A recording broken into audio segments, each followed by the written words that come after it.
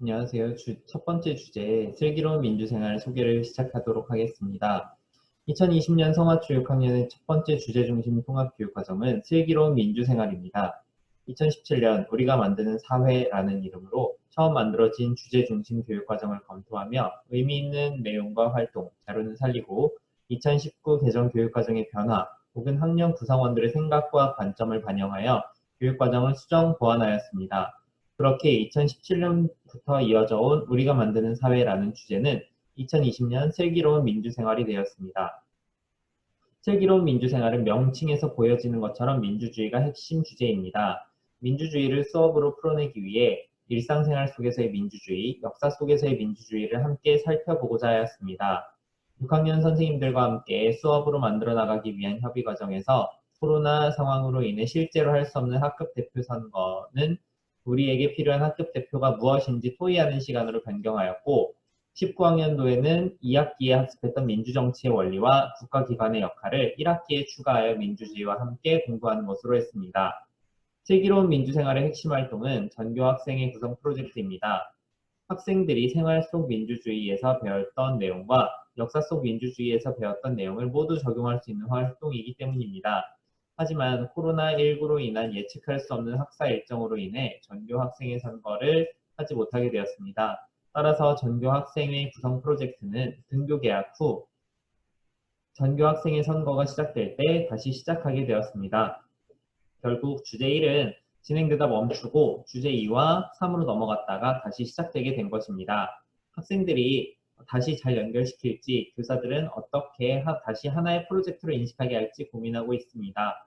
개별적 존재자인 나와 너는 우리라는 이름으로 사회를 구성하고 있습니다. 사회 구성원들 각자 의견이 다르기에 생각을 나누고 설득하고 결정하는 과정도 필요합니다. 하지만 서로의 의견을 조율하며 더 나은 결과를 얻기 위해 노력해야 하기에 의사결정은 쉽지 않습니다.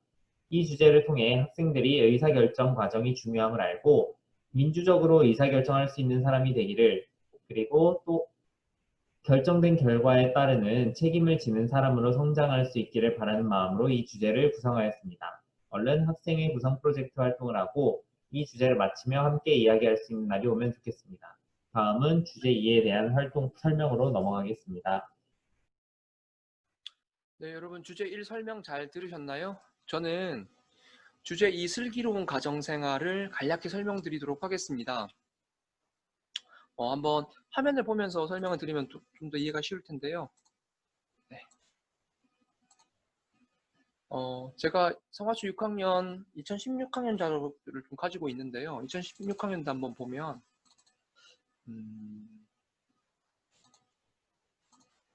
1학기 때 5가지 주제를 만들어서 운영을 했었어요.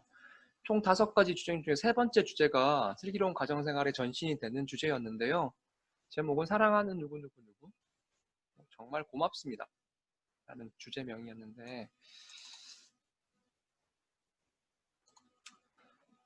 네. 주제가 굉장히 단출해요. 다른 주제에 비해 굉장히 단출하고 되게 쉽고 편안하게 했던 주제인데요. 국어 2단원과 미술 1단원을 합쳐서 했었어요. 비유적 표현을 배우고 시를 쓰는 것, 마음을 표현하는 글에서 편집글 쓰는 것, 미술 붓글 표현에서 마지막으로 캘리그라피 쓰는 자기 글씨체로 캘리그라피 쓰는 걸 배워서요. 가족 구성원 중에 편지를 쓰고 싶은 대상을 생각하면서 비유적 표현을 사용해서 시를 하나 만들고 편집글을 쓰는 시를 쓸 때 캘리그라피로 써서 좀 예쁘게 써서 드리는 프로젝트 굉장히 가볍고 재밌는 프로젝트였는데요. 이걸 바탕으로 2020년 슬기로운 가정생활을 만들었어요. 한번 보시면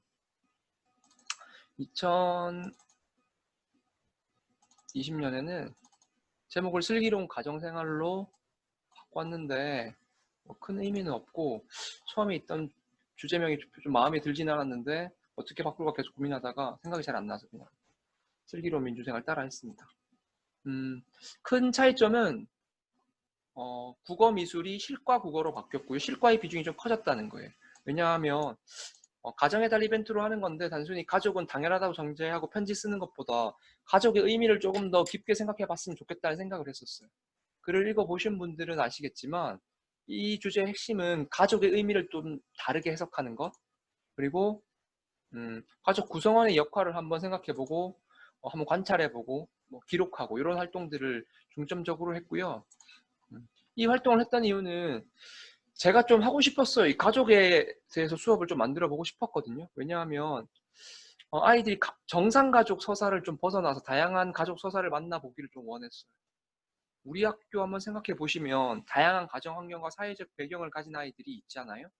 그 아이들이 가족과 가정의 의미를 단순히 혈연을 중심으로 매게 된 것이라고 생각하면 조금 부족함이나 결핍을 느끼는 아이들이 많을 텐데, 단순히 혈연이 아니라 사랑과 돌봄이라는 가치로 연결된 공동체로 생각하면 지금 자신이 속해 있는 가족 공동체도 충분히 의미 있고 좋은 훌륭한 공동체라고 생각할 수 있지 않을까 생각했고요. 그리고 실제 수업을 하면서 그런 이야기들을 실제 하기도 했었어요. 굉장히 즐거운 수업으로 잘 했었고요. 코로나 때문에 사실을 줄인 영향도 있고, 이거는 코로나 때문에 줄인 영향도 있고, 저희가 갑자기 닥쳐서 가정에 5월달은 막 다가오고 갑자기 원격 수업을 준비하고 하면서 조금 준비가 미흡해서 볼륨을 크게 만들지 못했던 영향도 있어요. 좀 아쉬웠지만 뭐 다음에 만드시는 분이 좀 이걸 기초로 해서 또 좀 더 발전시킬 수 있지 않을까 생각하고요.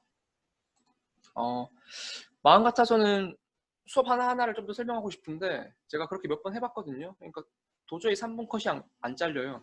5분, 9분 계속 넘어가서 이 정도로 하고 마무리를 하도록 하겠습니다. 네, 감사합니다. 안녕하세요. 6학년 1학기 세 번째 주제인 나를 찾아 떠난 여행에 대해서 설명해 드리도록 하겠습니다. 이 주제 중심 교육과정은 2016년에 처음 만들어진 이후로 2017년 그리고 18년, 19년에 거쳐서 이어져 내려온 6학년의 주제 중심 교육과정입니다. 이렇듯 4년의 시간 동안 다듬어진 주제 열개와 축적된 다양한 수업 자료 덕분에 올해의 교육과정도 수월하게 재구성할 수 있었습니다. 저희는 올해의 교육과정을 만들기 앞서서 이전까지 만들어진 수업 열개와 주제 열개와 수업 자료들을 살펴보고 올해의 상황에 맞게 교육과정을 수정하고 보완하였습니다. 이것이 바로 올해의 교육과정인데요. 나를 찾아 떠나는 여행은 나에 대한 이해를 바탕으로 나의 이야기를 쓰는 것이 중요한 맥락입니다. 여기 나와 있는 다양한 활동들, 나에 대해서 깊이 있게 이해하는 활동들은 추후에 하는 자신의 이야기를 쓰는 이야기의 재료가 됩니다. 저희는 협의를 통해서 이전까지 지속되어 왔던 이 맥락은 유지하면서 나에 대한 이해를 깊이 있고 더 폭넓게 할 수 있는 활동들을 추가하였습니다.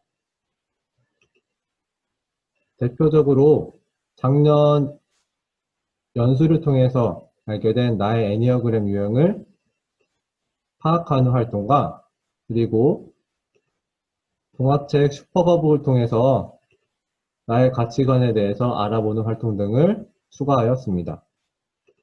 이처럼 교육과정을 준비하는 과정에서 동학년 선생님과 저의 경험, 관심 분야, 교육관 등은 기존의 교육과정을 새롭게 변화시켰습니다.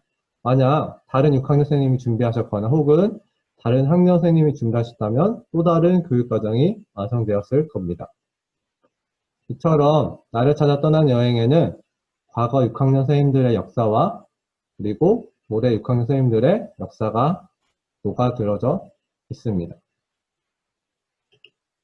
나를 찾아 떠난 여행의 주요 활동은 이 두 가지를 꼽을 수 있는데요.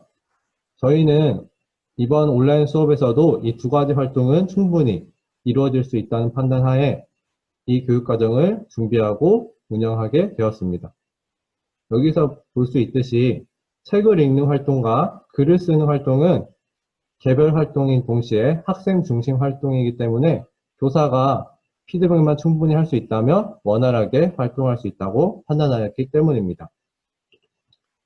이 주제를 마쳤다고 나에 대한 이해가 끝나는 것은 아닙니다.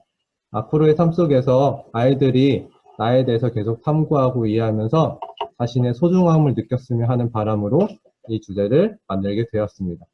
이상으로 세 번째 주제에 대한 설명을 마치고 이어서 6학년의 각 주제 중심 수업들이 어떻게 수업으로 구현되었는지 살펴보도록 하겠습니다.